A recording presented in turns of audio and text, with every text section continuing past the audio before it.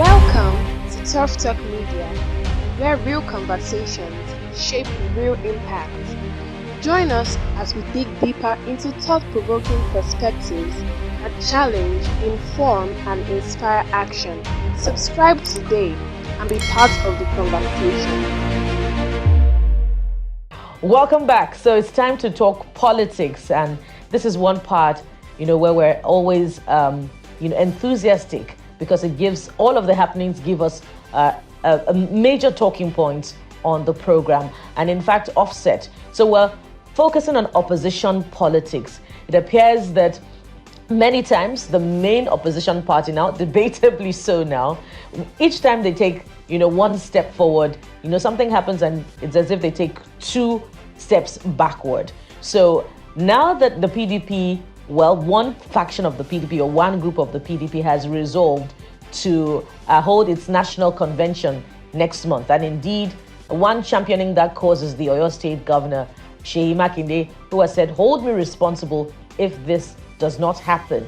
There are proposals amid all of that for a new national chairman, for which northern elders in the party have decided it will be zoned to Nigeria's north. So names are popping up, but it appears as if there is a disagreement that is trailing that as well within the rank and file of the PDP. So what's the implication of this for the national convention of the party that is coming up next month? Will PDP make progress, or has the party exited that stage where there can be hope for, or any hope for, the revival of the party? These are key issues that we're reviewing this morning on the program, but not forgetting also that contention at the courts on whether this national convention slated for November 8 should hold in the first place. So we're going to be having all of that questions put through our guest today on the program, who joins us virtually. Let's welcome Honorable Gana. Yes, indeed, Honorable Joshua Gana is a member representing Lavon Mokwa Dati Federal Constituency of Niger State, and he's also the Chairman House Committee on Power. Thank you for joining us, Honorable Gana, on the program. Thank you. Good morning. So let me start by asking, based on the subjects that we used to set the tone, where are you on the proposal for the appointment of the new national chairman to come from the Northwest? There's a particular name that has come up, Mr. Turaki from the North. Where are you in this one? Thank you very much.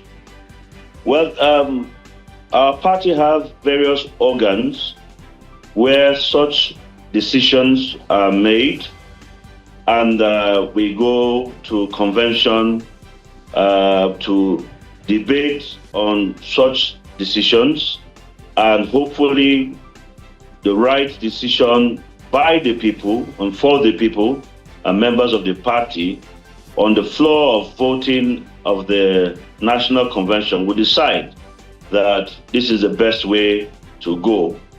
Between the zones, they have already met in their various meetings and decided that the chairmanship should be zoned, or micro-zoned as we call it, to the Northwest.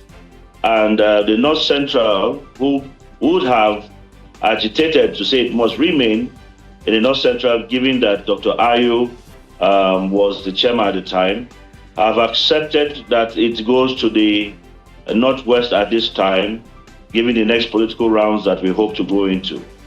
So, yes, they've decided on Tanimu Turaki SAN, but then that's not the final decision body.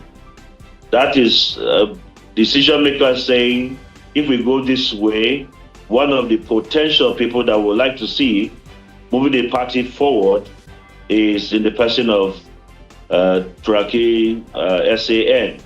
But it doesn't stop and it doesn't negate all the people from that zone to come, because we have different groups. They can come and make their own submissions.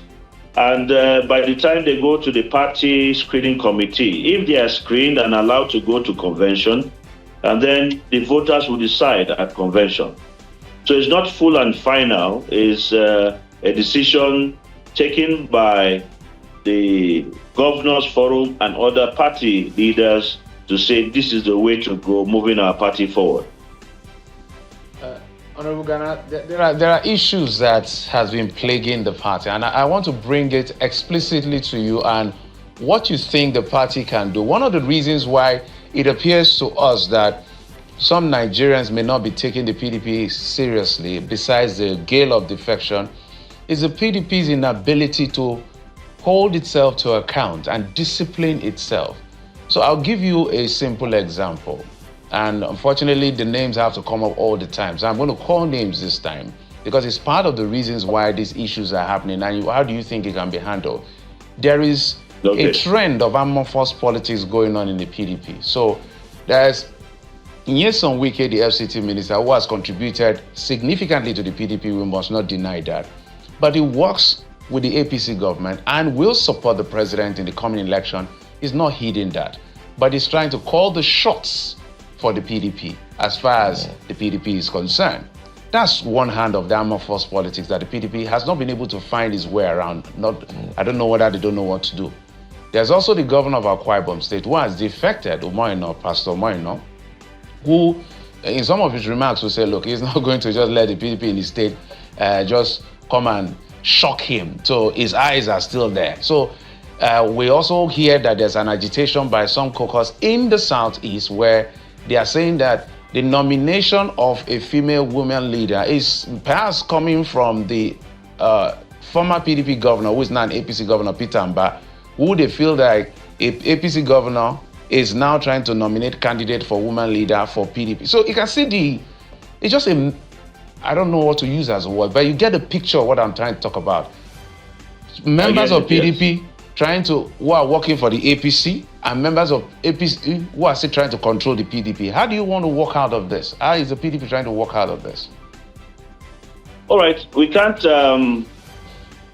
if we look historically on how these, even the APC that came in to become the ruling party, it was by movements of leaders in PDP at a convention to go and strengthen the APC and bring in someone from the north at the time to become the president. And we all know the history of how that worked, that President Jonathan had to only do one term. And in order not to allow Nigerians suffer from the practices of some leaders, he decided to go back home and allow the new elected government to come into authority.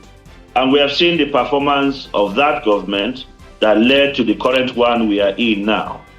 Now, if is the movement of these decision leaders, they forgetting that is the party's platform that gave them the opportunity in life to be flag bearers, to become whatever they became in the party, in their states, at the federal level, at the state level or local government level. All of them, you can see their political trajectory because the PDP gave them that platform. So forgetting the platform that brought you into leadership, forgetting the platform that are giving you the opportunity, and deciding to frustrate that platform for personal interest or personal gain is the indiscipline of individuals and not the party. And so, for me, where the party might have gone wrong is in the past the party leadership appoints a disciplinary committee. And when things of party members happen like this, we submit those memos to the disciplinary committee and they go into action and make recommendations that will be read out and then they can enforce. So it's the same problem of Nigeria. We have good laws. We have the agencies, lack of enforcement. We have a good party, founded long ago before APC even ever emerged. APC doesn't have any roots. APC is just the making, once one or two men leave the APC, it's over. But the PDP has its organs and its roots.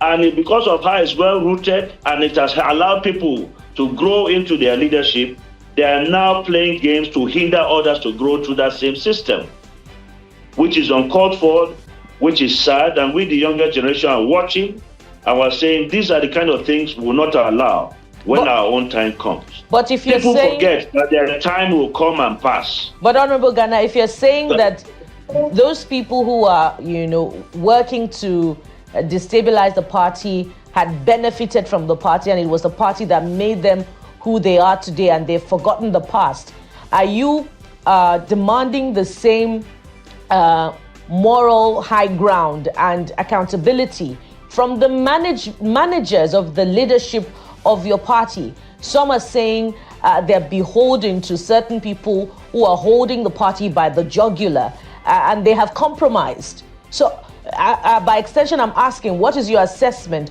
of the current leadership of the party, and how much of what it has done has contributed to the instability within the PDP today? Okay, you see, majorly the focus has been on what is happening at the national level of the party. But if you go to our state chapters, local government chapters, they have obeyed the principles of the model the party has grown over the years.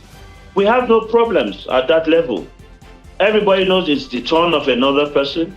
These are the people in leadership. It was done freely, it was done fairly, and all parties were carried along to come to that decision.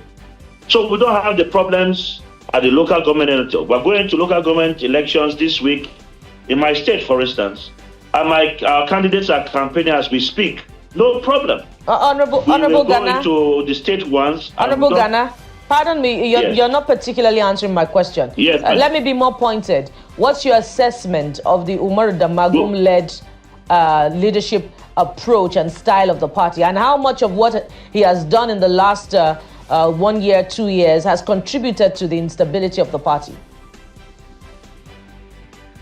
Well, I think if I want to talk directly, there were pointers that different leaders in that National Working Committee were controlled or loyal to certain players and decision makers. And because of protecting such interests, they seem to look weak in decision making. They seem to look weak in implementation. And it is clear, yes, you cannot hurt those that supported you to get somewhere. I didn't get to where I am because I'm Joshua Gana. I got because the electorate trusted me to represent them. And so I'll do everything in my power not to hurt the electorate. So these leaders also don't want to hurt those who have supported them to get to where they are. But then there are principles of the office, there are principles and the laws of our party, there are manifestos, there are things that we must follow so that the party remains strong for the people and disciplined enough so that new entrants know that they'll be treated in fairness, in equity, and justice. And so, yes, it might look that way, and that's why we are going to the highest decision body of our party, which is the National Convention. The National Convention ground will help us to re-decide and re-elect people that we feel can take the party forward. And so, in my opinion, they have done the best they can within the space as an opposition party that was supported by decision makers and leaders to where they were. But now, we must go back to the principles to which PDP was founded. It's power to the people. Let the people who are delegates, who are representing we the poor in the nooks and crannies of Nigeria, decide who will be their leaders in the party moving forward. All right, Honorable Gana, so begin to wind down. Let me ask you a straight question. Do you see the PDP surviving 2027 two ways? Now, this convention is still a contentious issue, and sometimes when I look at what's happening in the PDP, it's amusing. The Supreme Court has made judgments about parties. The Supreme Court says if it has to do with leadership and membership of a political party, please don't come near our court. But if it has to do with nominations and all of that, Section 84, subsection 15 also, you can come to our court. But time and again, a politician will say, I'm holding on to a court judgment that says this, does that about my membership or the leadership. The same court that say don't come. So sometimes it's just a mess of a situation. So, what do you make of the fate of the PDP in 2020? Do you think the PDP will be able to field a candidate for this election in 2027? Yes, I feel very strongly that we'll be able to field candidates at all levels of the People's Democratic Party. It is even in the interest of the APC and for their own legitimacy to make sure that there are candidates in PDP to defeat. If they allow those that are going about trying to stop the PDP to be organized to get to it, Nigerians will revolt against APC-led government. The only way they can be legitimized is that PDP has 8 strong candidates in the field, and let's go and debate, let's go and campaign and bring the best out of all to come into leadership. But sir, I would like to say, the same way you think these great investors have invested in the party and must be consulted and be carried along, I am privileged to be from one of the founding families of the PDP. And I remember the days of G18, where I was a messenger boy, because in the dark days of the military, you couldn't use landlines to pass your information, so we had to pass information by hand. So I was one of those young boys that would drive his car, sent to another politician and with a handwritten note on the next location for a meeting.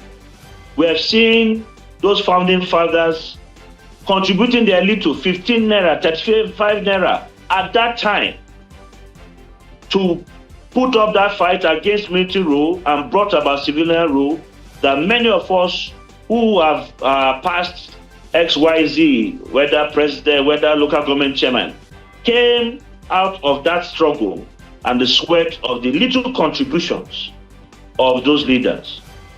The PDP allows every member to contribute to his party at the local, at our ward levels. People make contributions. At our local government level, people make contributions, and that's how we fund our party. So when somebody comes as a big investor, it doesn't mean you, as you are investing in that organization, you become an owner of the organization. No. The owners are those that will still look at the issues, debate on the issues, and make things fair enough for everyone to come and play in. So we thank those who have invested in all of us very much in the party. They will always be part of the party and moving forward. But there are wills that we can never go in. Number one, we cannot go against the will of God. Number two, you cannot go against the will of the people. When the will of God and the will of the people go against any system, money will fail, investment will fail, and the will of God and the people will go forward. And so I use this platform to call the conscience of our leaders. We appreciate you. We're not throwing them away. They've invested. But these are the platforms that people like me and many others who Nigerians are looking forward to seeing at the polls. Don't remove it because of your personal aggrandizement or personal grievance. We have plenty bodies within our party for reconciliation, to carry everyone along. Why are we going to the court and not going to the committees for reconciliation, where we can talk to ourselves and correct ourselves and apologize to ourselves and move forward together? All right. And we hope that, the PDP will resort to that alternative means of reconciliation. But you talked about investment and you thanked those who have invested in the party. But speaking of party funding now, there are other names that have come up, in the interest for the chairmanship position of the party at the national level. And some of those names are, besides Dr. Tanimu Turaki, there's also former Kaduna Governor Ahmed McCarthy. There's also former Governor of Jigawa, Sule Lamido. Of these names, which do you think can stand up to the former Governor of Rivers State, who is said to be the major financier of your party currently? Okay, well, is there evidence anywhere that is the major funder of People's Democratic Party? That's my question one. Number two is that from the model is the sacrifices of each member that has been the business model of funding People's Democratic Party. So if you are well without and you give XYZ amount, it does not negate the small one that I contribute at my own party level. It's all these contributions that fund our party. But yes, we know some have held wealth and have higher offices and they have invested more. We appreciate it. It has not gone down. Some of those investments are the ones that gave me a platform to get elected. And I will never go against such persons or abuse such persons. They are our leaders in the party. But we're saying, if that is the highest investor that it takes the tone, that is not healthy for the People's Democratic Party.